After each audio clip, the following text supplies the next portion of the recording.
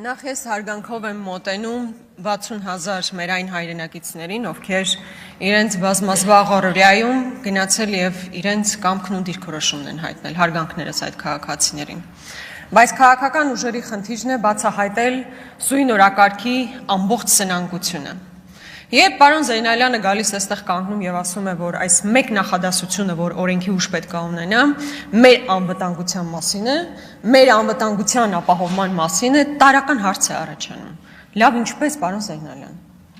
Հո բառեր ասելով չի, հո կենաց խմելով չի, հո անվտանգությունն էլ ուղղակի ինչքան շատ ասենք, այնքան շատ անվտանգություն չենք ունենում։ Ի վերջո դրանք հստակ ծրագրեր են, հողի վրա իրականացող գործողություններ են։ Այս մի նախադասությամբ մենք ինչպես ենք անվտանգ դառնում։ Եվրոպական միությունն ինքնին անվտանգության սպառող է, անվտանգության ստեղծող չէ։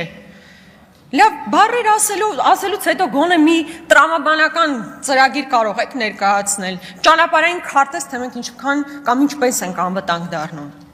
Սա բնականաբար բոլորիս էլ հասկանալի է, իմ գործընկեր պարոն Խաչատրյանն էլ դրա մասին խոսեց, ես էլ թույլ տվեք այդ շեշտադրումը անեմ։ Երբ այստեղ մեր գործընկերներին հարցնում ենք անդամակցության վերաբերյալ տարբեր հարցադրումներ ենք հնչեցնում, ասում են, չէ, սա անդամակցության մասին չի։ Սա անդամակցության մեկնարկի մասին է, ասես պրոցեսը կանգնելու է մեկնարկի վրա, վերջ, այդտեղ չի շարժվելու։ Հարցնում ենք ԵԱՏՄ-ի մասին, ի վերջո ԵԱՏՄ-ն անհամատեղելի է, մի րոպե, մենք ԵԱՏՄ-ից դուրս չենք գալիս։ Ընկերներ, բա ինչ եք անում։ ԵՄ-ի գնում ԵԱՏՄ-ում լինելով։ Հարցնում ենք այն մնացած հարցերը, չէ, հələ ոչ մի բանի մասին մի խոսեք, անդամակցության մասին մի խոսեք, մեկնարկ է, բանալի բառն է, մեկնարկի վրա կանգնում է այս գործընթացը։ Լավ, պատճառը ո՞րն է այս ամբողջ հնչեցված ես կասեի անտրամաբանական մտքերի, շատ պարզ մի պատճառ կա։ Նիկոլ Փաշինյանի իշխանությունը գալիք ընտրություններից առաջ ուզում էր ստանալ մի փաստաթուղթ Ադրբեջանից, որի վրա գրած կլինի խաղաղության պայմանագիր, եւ որտեղ որևէ դրույթ չէր լինի հողի վրա խաղաղություն ապահովելու, բայց ամեն դեպքում վրան գրած կլիներ խաղաղության պայմանագիր, կգնար ընտրությունների, ցույց կտար, կասեր խոստացել եմ խաղաղություն, հեսա խաղաղության պայմանագիրը։ Իրականությունը դասավորվեց այնպես, որ այդ թուղթը նույնիսկ չեն կարողանում ստանալ, այդ դատարկ թուղթը նույնիսկ Ալիևը պատրաստ չէ ստորագրել։ Հետևաբար ինչ պետք է մոգոնել։ Նման ֆարսա պետք մոգոնել։ Նիկոլ Փաշինյանը իրեն աջակցող արբանյակ ուժերի կողմից ձևավորում է օրակարգ, եւ այդ օրակարգը հիմա մենք ստիպված ենք քննարկել։ Ես նորից եմ ասում, հարգանքով մոտենալով մեր այն հայրենակիցների նկատմամբ, ովքեր իսկապես ուզում են գնալ Եվրոպական միություն, ովքեր ուզում են այդ լավ կառույցի անդամ դառնալ, բայց մի բան է իսկապես հողի վրա հասկանալ, թե մենք որտեղ ենք գտնվում եւ դա իրատեսական է թե չէ, եւ մի բան է նման կենացներ խմել։ Բայց եկեք հասկանանք ի վերջո մեզ ովքեր են տանում Եվրոպական միություն։ Մի իշխանություն, որ տելսելի խնդիր չի կարողանում լուծի, մեզ տանելու է Եվրոպական միություն։ Այս իշխանության օրոք է, որ Հայաստանը հայտնվել է Եվրոպական միության ավիացիոն սև ցուցակում։ Այս իշխանության օրոք է, որ Հայաստանը ամբողջությամբ կախված է ԵԱՏՄ շուկայից։ Այս իշխանությունն արդեն 7 տարի է իշխանություն ունի եւ ՍԵՊԱ-ն ընդամենը 40%-ով է իրականացրել։ Հիմա այս իշխանությունը մեզ ասում է, մենք գնում ենք ԵՄ անդամ դառեք, դուք ՍԵՊԱ կարողացեք իրականացրել։ Դուք կարողացեք մեզ սև ցուցակից ավիացիոն գոտու հանել, հետո խոսել մնացած բաներից։ Ուղղակի ծիծաղալու է։ Բա որ այստեղ լրջորեն գալիս կանգնում են եւ խոսում են, որ այս օրենքի նախագծով մենք բալաստավորման քաղաքականություն ենք իրականացնում։ Այսինքն տնտեսությունը ամբողջությամբ ԵԱՏՄ շուկայից կախված է, բայց կարելի է մի նախադասություն բերել օրենքի ուժ տալ եւ դա համարվում է բալանսավորման քաղաքականություն, զավեշտ։ Հետո ես նաեւ ընթացքում հասկացա, որ ժողովրդավարության մասին են հաճախ խոսում։ Ժողովրդավարության մասին։ Այո, Տիկնայք եւ պարոնայք, դուք Եվրոպական միությանը կարող եք ցույց տալ, թե ինչպիսին է իրական ժողովրդավարությունը,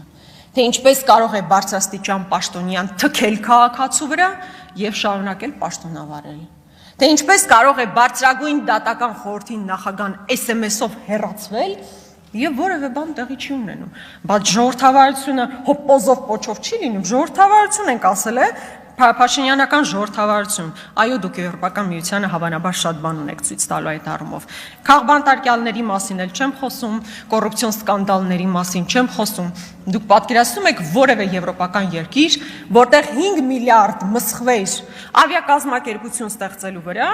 հետո այդ ավիակազմակերպությունը փակվեր ու վերջ, անհետևանք։ Որևէ մեկը պատասխանատվություն չի կրել դրա համար։ Դուք պատկերացնում եք եվրոպական մի երկիր, որտեղ բարձրաստիճան պաշտոնյայի հայրը մեր քաղաքացիներին ներողություն համբալ անվաներ, եւ դա էլ մարսվեր գնալ։ Այո, դուք տիկնայք եւ պարոնայք նոր մակարդակի ժողովրդավարություն պետքա ուսուցանեք եվրոպական երկրներին։ Բայց ի վերջո, Եվրոպական միությունը այսպես օթում կախված տեղ չի։ Նաև աշխարհագրությունը հաշվի պետք է առնել, լավ, մեր հարևան Վրաստանը, ինչու միջև հիմա ԵՄ անդամ չեն։ Երբ գործընթացներ եղել են, անդամակցության թեկնածություն ստացել է, ինչու դեռ ԵՄ անդամ չեն։ Կամ երբ որ կասեցվել է Վրաստանի կողմից մինչև 30 թվականը բանակցությունները, մենք պարաշուտով ենք գնում Եվրոպական միություն, աշխարհագրությունն ի վերջո իրեն ասում է, չէ։ Հաջորդը Մենք իսկապես Եվրոպական միության հետ ունենք օրակարգ եւ այդ օրակարգով պետք է առաջնորդվենք։ Այդ օրակարգը նախ եւ առաջ ՍԵՊԱ-ի իրականացումն է։ Դուք ՍԵՊԱ-ն չիրականացրած խոսում եք անիրատեսական կենացների մասին։ Դուք դեռ ՍԵՊԱ-ն իրականացրեք, հետո խոսեք մնացածի մասին։ Հաջորդը վիզաների ազատականացումը։ Իսկապես այս իշխանության օրոք անհնար է, որպեսզի մենք հասնենք մի օրվան, որ վիզաների ազատականացում տեղի ունենա, բայց այդ ուղղությամբ պետք է շարունակել։ Այո, Եվրոպական միության հետ մենք ունենք այդ օրակարգը։ Հաջորդը ԵՄ-ի հետ քաղաքացիական պաշտպանության օժանդակության ծրագրեր կարող ենք իրականացնել, բայց դա էլ չեք անում։ Էլի կգաք այստեղ գենացներ կասեք, բա ներքին համերաշխության բերելու այս օրենքին նախագիծը, բա ժողովրդավարությունն ենք ավելացնելու, բա բալանսավորման քաղաքականություն եւ այլն, չէ, իրատեսական հստակ ծրագրեր մշակեք, այդ ծրագրերով առաջ գնացեք։ Սիրելի հայրենակիցներ, իսկապես, սա մեծ փուչիկ է, ֆարս է, բացառապես ներքին օրակարգի սպասարկման թեմա է, ուրիշ ոչինչ, բայց կան իրական օրակարգեր, որոնցով մենք առաջ պետք է գնանք եւ որոնց մասին ես արդեն հիշատակեցի։ Տիկին Ղազարյանը, քանի որ այստեղ նաեւ որոշեց, որ մեղրի մասին պետք է խոսի, Տիկին Ղազարյան, ես ասեմ ձեզ հետևյալը։ Իրականում Քիվեստի փաստաթուղթը ինքը հույժ գաղտնի փաստաթուղթ չէ։ Բա ինչի մասին եք խոսում։ Շատ լավ։ Եղել է, ուրեմն ես թույլ տվեք ձևակերպեմ ինչ է տեղի ունեցել։ Եղել է Ալիևի կողմից առաջարկ, փոխանակման ծրագիր, Ալիևի կողմից եղել է առաջարկ։ Բանակցությունների արդյունքում Քիվեստի փաստաթուղթ է ձևավորվել Մինսկի խմբի համանախագահող երկրների կողմից, առաջարկ է եղել, որը բանակցությունների ընթացքում դարձել է Քիվեստյան փաստաթուղթ,